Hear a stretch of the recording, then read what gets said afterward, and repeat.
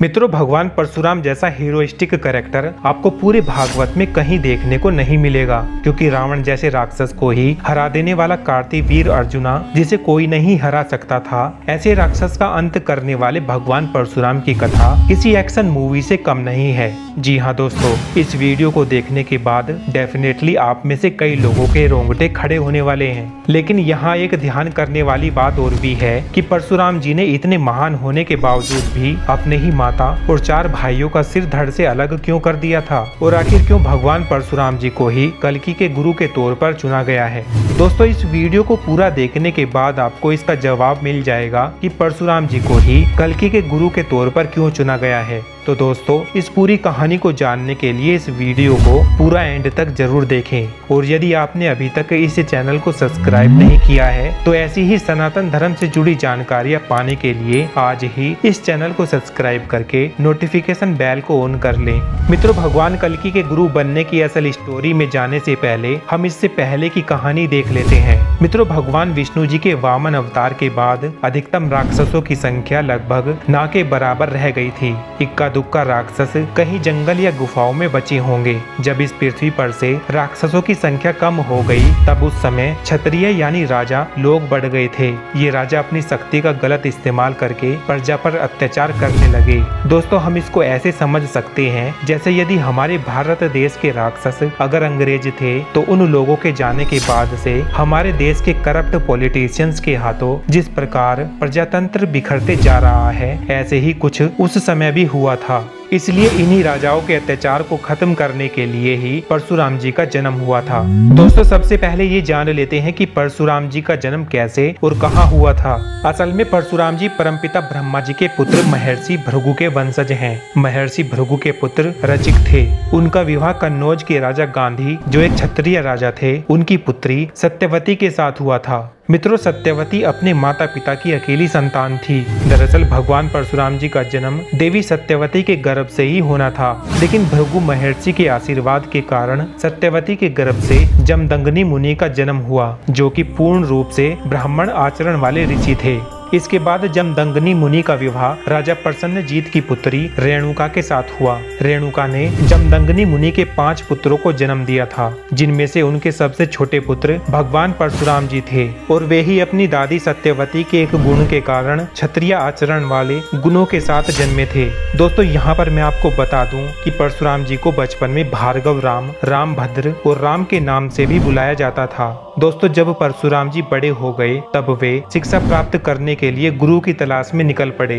वे एक ऐसे गुरु की खोज कर रहे थे जिनका ज्ञान उनसे भी कई गुना अधिक हो। गुरु की तलाश में कई राज्यों को पार करके वे एक शमशान घाट के पास जा पहुँचे, जहाँ एक व्यक्ति खड़ा हुआ था। जब उस व्यक्ति ने परशुराम जी से पूछा कि तुम यहाँ किसे खोज रहे हो, तब परशुराम जी ने कहा कि मैं यहाँ गुरु की तलाश में आया हूँ। दोस्तों, वे शमशान तक गुरु की तलाश में इसलिए गए थे क्योंकि वे जानते थे कि जहाँ अंत होता है वहीं से मनुष्य जीवन का अर्थ मिलता है, और तभी वह आदमी अपने असली रूप में प्रकट हो गया। मित्रों, वह व्यक्ति कोई और नहीं बल्कि देवों के देव महादेव जी थे। उसके बाद भगवान शिव जी ने अष्ट सिद्धियों की सारी विद्याएं परशुराम जी को सिखा दी और शरीर के सभी चक्रों को जागृत भी कर दिया। शिक्षा पूरी होने के बाद भगवान शिव जी ने अपना शिव धनुष और फरसा देकर जाने की आज्ञा दी। तब परशुराम जी ने महादेव से पूछा कि गुरुवर, आपने मुझे किसको दंड देने के लिए इतना शक्तिशाली बनाया है। तब शिव जी ने कहा, इस पृथ्वी पर संतुलन बनाए रखने के लिए तुम्हें इन शक्तियों की बहुत आवश्यकता पड़ेगी। लेकिन उस समय भगवान परशुराम जी को यह बात नहीं समझ में आई थी। इसके बाद वे अपनी शिक्षा पूरी करके अपने घर लौट आए। एक दिन रेणुका देवी ने अपने सभी पुत्रों से जंगल से लकड़ियां काट कर लाने को कहा। सभी 4 पुत्र अपनी शक्ति अनुसार लकड़ियां काट कर ला रहे थे, लेकिन परशुराम जी अकेले एक पूरे पेड़ को ही उठाकर ला रहे थे।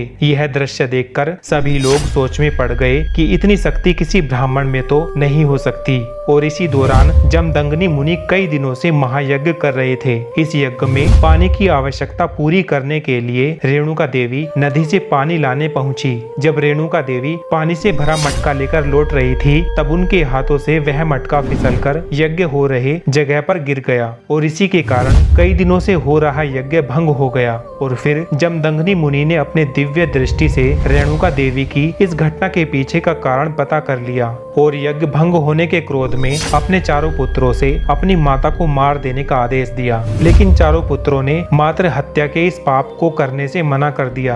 और तभी जमदग्नि मुनि ने अपने 5वें पुत्र परशुराम से अपनी माता और अपने चारों भाइयों को मार देने को कहा। अभी जमदग्नि मुनि ये कहकर अपनी आंखों की पलकें बंद ही कर रहे थे कि इतने में परशुराम जी ने अपने फरसे से अपनी माता और 4 भाइयों का सर धड़ से अलग कर दिया। परशुराम जी के इस कृत्य से चारों तरफ खून ही खून दिखाई देने लगा। तब जमदग्नि मुनि ने पूछा कि तुमने ये सब करने से पहले क्या तनिक भी नहीं सोचा? तब परशुराम जी ने कहा कि मैंने केवल पितृ आज्ञा का पालन किया है। ये बात सुनकर जमदग्नि मुनि ने प्रसन्न होकर वरदान मांगने को कहा और फिर परशुराम जी ने वरदान में अपनी माता और चारों भाइयों को पुनः जीवित करने का वरदान मांग लिया, जिसके बाद उनकी माता रेणुका देवी और चारों भाई जीवित हो गए। दोस्तों, परशुराम जी ने अपनी माता और चारों भाइयों का सर धड़ से अलग इसलिए किया था क्योंकि वे जानते थे कि उनके पिता के पास पुनः जीवित करने की शक्ति है। इसके बाद वहीं उस राज्य में कार्तिवीर अर्जुना नाम का एक क्षत्रिय राजा रहा करता था, जिसके 1000 हाथ थे। 1000 यानी हजारों हाथों की शक्ति वाला। दोस्तों, यही वो क्षत्रिय राजा था जिसने रावण जैसे राक्षस को भी दौड़ा दौड़ा कर पीटा था। एक समय कार्तिवीर अर्जुना ने अपनी एक सेना की टुकड़ी के साथ जंगल के रास्ते से जाते समय जमदग्नि मुनि का आश्रम देखा। तभी जमदग्नि मुनि ने सभी क्षत्रियों को देखकर कहा कि लगता है कि तुम सब बहुत प्यासे और भूखे हो। हमारे आश्रम में आप सब अतिथि बनकर हमें आपकी सेवा करने का अवसर दें। इस पर कार्तिवीर अर्जुना बोला, तुम्हारे आश्रम में क्या मिलेगा हमें? और तो और हम सब करीब 100 लोग हैं, तुम हमें ठीक से भोजन भी नहीं खिला पाओगे। ये सुनकर जमदग्नि मुनि ने कहा, हम केवल 100 नहीं बल्कि 1000 लोगों को भी भोजन खिला सकते हैं। इसके बाद वे सभी को आश्रम में बिठाकर अंदर से कई प्रकार के पकवान लाकर परोसने लगे और सैनिक जो भी कुछ मांग रहे थे वो उन्हें फटाफट लाकर परोसा जा रहा था। लेकिन राजा ये सब इतनी जल्दी कैसे हो रहा है ये देखने के लिए रसोई घर में जा पहुंचा। वहां वो देखकर हैरान हो गया क्योंकि वहां एक व्यक्ति एक गाय के कान में जो भी कह रहा था वो वहां प्रकट हो जा रहा था।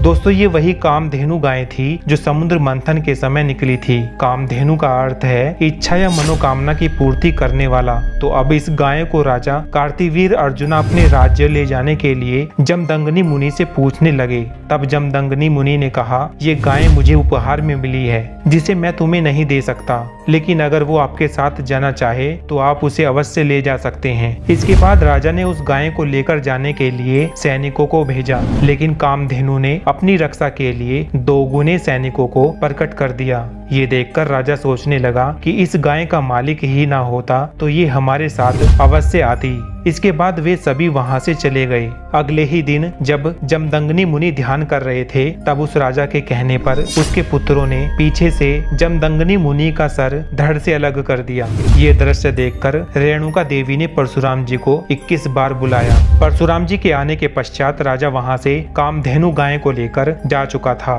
उस समय के क्षत्रिय राक्षसों से भी ज्यादा बुरी प्रवृत्ति के बन चुके थे। ऐसे समस्त क्षत्रियों का पृथ्वी से सर्वनाश करने का वचन देकर रेणुका देवी ने अपने भी प्राण त्याग दिए। इस घटना के बाद परशुराम जी का क्रोध 7वें आसमान पर पहुंच चुका था। फिर इसके बाद जो हुआ ये जानकर आपके रोंगटे खड़े हो जाएंगे, क्योंकि परशुराम जी अकेले ही कार्तिवीर अर्जुना के महल के पास पहुंचे और अपने फरसे को हाथ में उठाकर जोर से कहा कि राजा बाहर आया तो वो अकेला मरेगा, नहीं तो सभी को मार दूंगा। राजा ने सोचा कि एक ब्राह्मण क्या कर लेगा, इसलिए उसने 10 सैनिकों को परशुराम जी का अंत करने के लिए भेजा। राजा पीछे पलटकर अपने सिंहासन पर बैठ ही रहा था कि तभी उसके सामने 10 सिर फुटबॉल की तरह आ गिरे। तब राजा ने अपने सभी सैनिकों को बुलाकर कहा कि जो भी उस ब्राह्मण का सर लेकर आएगा उसे मैं लाखों का रत्न इनाम में दूंगा। यहाँ सैनिकों की संख्या कई हजार गुना थी। राजा के इस ऐलान को सुनकर सभी सैनिक जोश से भर गए और पूरी सभा में शोर मच गया और तलवारों की आवाज के साथ चीखते हुए भगवान परशुराम का सर लाने वे सभी सैनिक पहुँचे।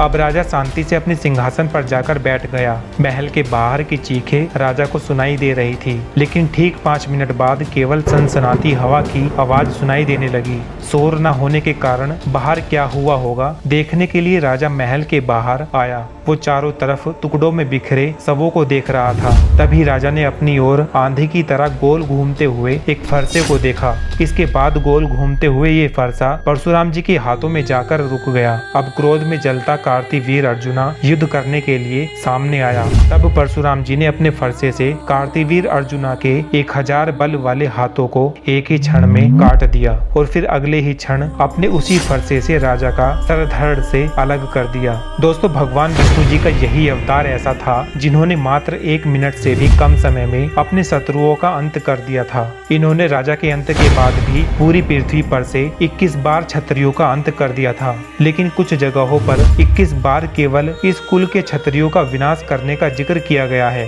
और फिर अंत में महादेव के समझाने के बाद उनका क्रोध शांत हुआ और उन्होंने फिर से शस्त्र ना उठाने का संकल्प लिया। लेकिन भगवान परशुराम जी की ये कथा अभी पूरी नहीं हुई है, क्योंकि जिस प्रकार वे राम अवतार और कृष्ण अवतार के समय दिखे थे, उसी तरह उनका कल्कि अवतार के समय भी प्रकट होना अभी बाकी है। वे एक चिरंजीवी है और उन्हें चिरंजीवी होने का वरदान स्वयं भगवान शिव जी ने दिया था। दोस्तों, भगवान परशुराम जी को भगवान कल्कि के गुरु के तौर पर इसलिए चुना गया है क्योंकि जिस प्रकार परशुराम अवतार के समय राक्षस एक राजा बना था और पूरी तरह से प्रजा पर अत्याचार करता था, उसी प्रकार इस कलयुग में भी कली पुरुष एक राजा की तरह अपना एक भौतिक रूप प्रकट करेगा।